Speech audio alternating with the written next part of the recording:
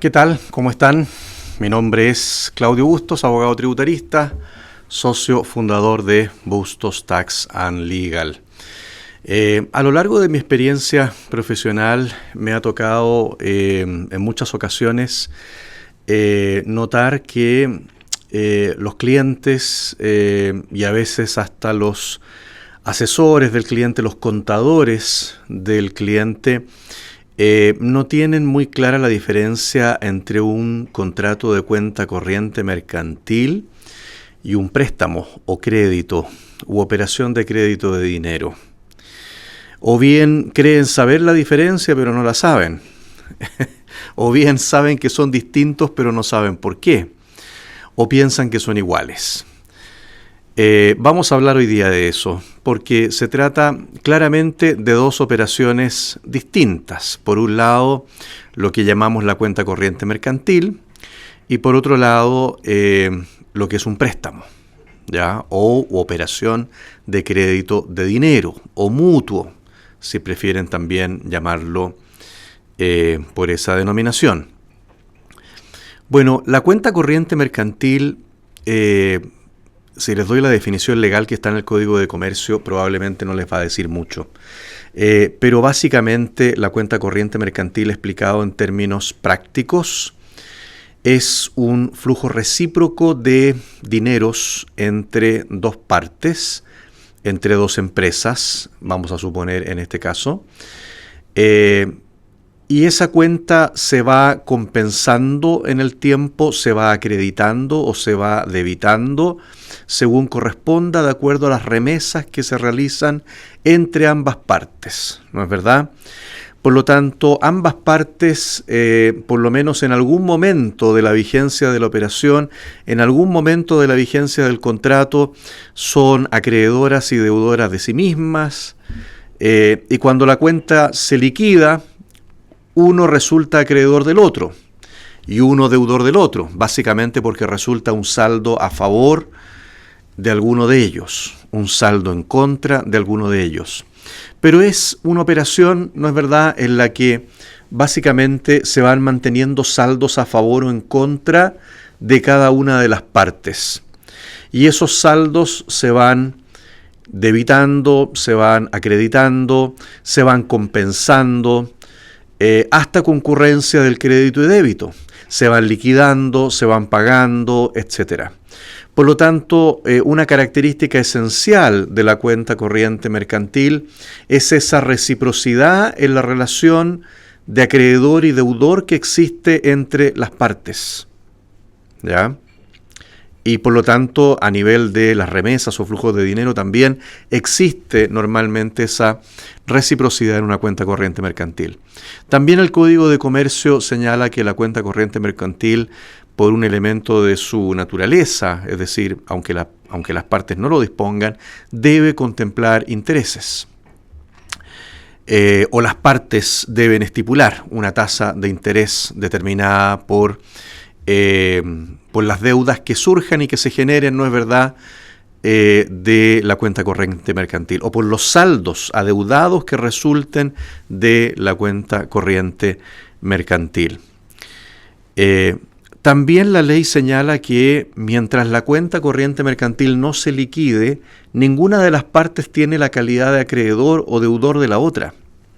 Esto es muy interesante, porque esto en definitiva demuestra que mientras el contrato está vigente, mientras la cuenta corriente está vigente, existe justamente un estado de reciprocidad en las remesas de dinero que puede llevar a compensar, a acreditar o debitar fondos en favor de una u otra de las partes.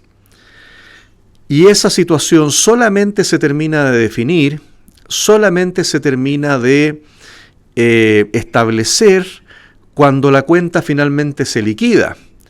Y al liquidar la cuenta, que puede ser al 31 de diciembre de cada año o con otra periodicidad que las partes establezcan, pero al liquidar la cuenta se establece si existe un saldo a favor o en contra de una de las partes, y en ese minuto recién, cuando se liquida la cuenta y cuando se paga el saldo a favor de la respectiva parte, los contratantes adquieren respectivamente, según corresponda, las calidades de acreedor y deudor.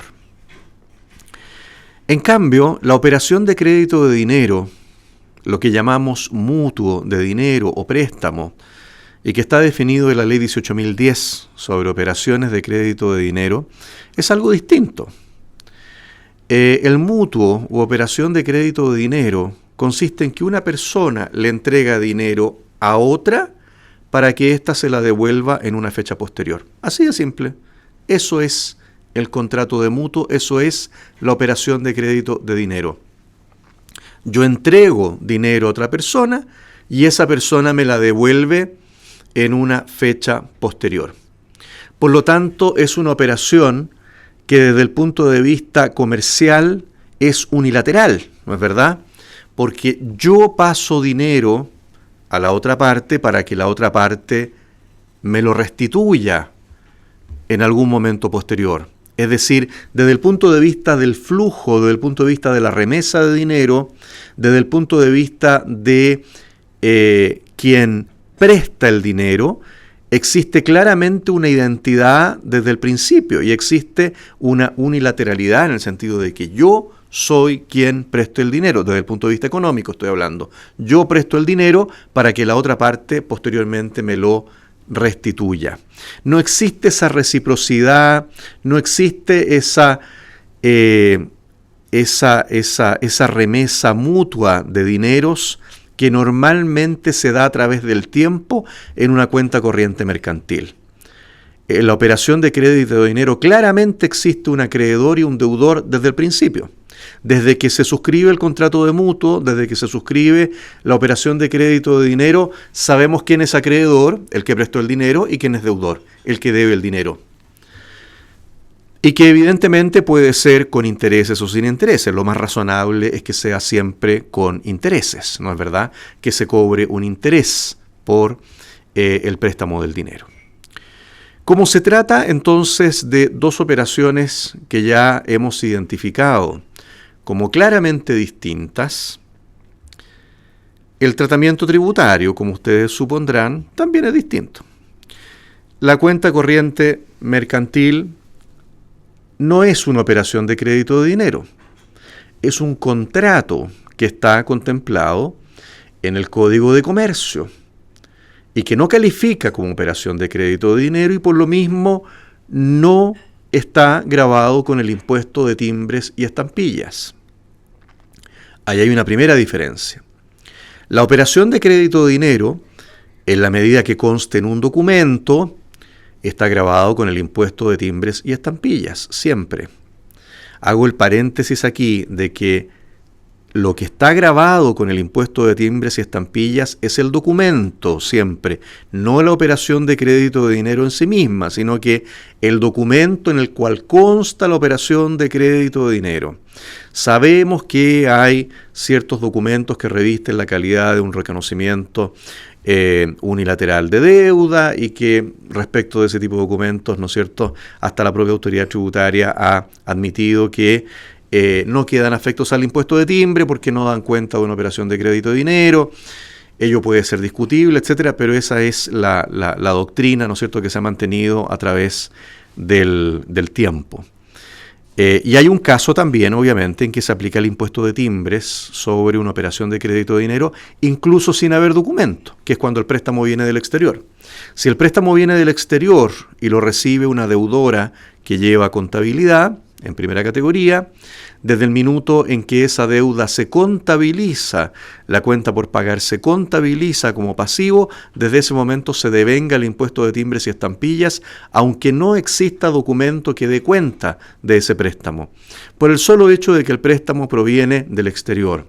De alguna forma la ley asume que la contabilidad pasa a ser el documento que da cuenta de esa operación de crédito de dinero.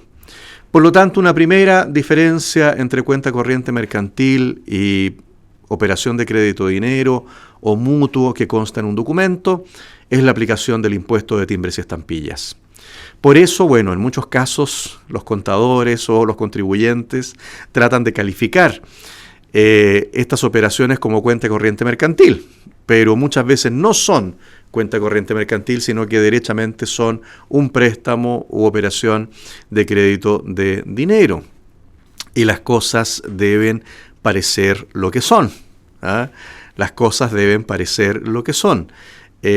No pueden parecer algo distinto a lo que son. De lo contrario, vamos a incurrir en una situación de simulación que sabemos que hoy día está sancionada por la ley como elusión tributaria, con las consecuencias que ello implica. Por lo tanto, siempre las cosas deben parecer lo que son. Por lo tanto, si una cuenta corriente mercantil es cuenta corriente mercantil, es porque así lo es porque concurren los requisitos que hemos señalado, y si un préstamo es préstamo, es préstamo, y yo no lo puedo llamar cuenta corriente mercantil. Otra consecuencia tributaria que surge de ambas figuras, de la diferencia entre ambas figuras, radica que, como en la cuenta corriente mercantil ninguna de las partes reviste la calidad de acreedor o deudor hasta su liquidación, los intereses que se devengan en el contrato no pueden ser deducidos como gasto para efecto de impuesto a la renta por parte del deudor, ni pueden ser reconocidos como ingreso por parte del acreedor mientras no se liquide la cuenta. Porque claramente, como la ley lo señala, mientras no se liquida la cuenta, ninguna de las partes tiene la calidad de acreedor o deudor. Por lo tanto, el interés correspondiente al gasto de la cuenta solo se va a reconocer como tal cuando la cuenta se liquide. Entre tanto, no hay aprovechamiento del gasto por interés derivado de la cuenta. Y tampoco corresponde que se reconozca el ingreso por ese interés desde el punto de vista de quien podría ser el acreedor del mismo. Y esto es algo que ha sido reconocido y así establecido también por los pronunciamientos del Servicio de Impuestos Internos sobre la materia. En cambio, en un préstamo, como la figura es clara, ¿no es verdad?, y hay un acreedor y un deudor que están identificados desde el principio, desde que se celebró la operación, los intereses devengados sí son gastos, ¿no es verdad?, cumpliendo los requisitos generales de la ley de impuesto a la renta para que sean deducidos como gasto. Requisito principal será, obviamente, que el préstamo del cual se deriva el interés esté relacionado directamente con el giro de la empresa y sea necesario absolutamente para el desarrollo del giro de la empresa, y no para algo propio de los socios o de un tercero ajeno al negocio, ¿no es verdad? Hay situaciones particulares también respecto de la deducción de gastos de los intereses, sobre todo cuando son pagos al exterior, que los vamos a comentar en otro video, pero no viene al caso comentarlo ahora, sino que simplemente decir que, a diferencia de la cuenta corriente mercantil, como las partes están claramente identificadas como acreedor y deudor desde el principio, el interés en este caso sí es gasto anualmente, independientemente que haya existido o no una liquidación. El interés devengado, ¿no es verdad?, es gasto y es ingreso independientemente de cualquier otra circunstancia, a diferencia de lo que ocurre en la otra figura, donde no tenemos acreedor y deudor mientras no se liquide la operación. Por lo tanto, se trata de dos operaciones distintas. Hay que tener presente las diferencias que hay entre ellas y calificar cada operación conforme a lo que corresponde, no confundirlas y no llamar a una con el nombre de otra, porque eso evidentemente va a inducir a confusión no solamente al contribuyente, sino que a sus asesores, al Servicio de Impuestos Internos cuando lo fiscalice, y puede traer consecuencias no deseadas. Por lo tanto, ese es mi consejo de hoy. Soy Claudio Bustos, abogado tributarista, socio fundador de Bustos Tax and Legal. Que estén muy bien y nos vemos en un próximo video.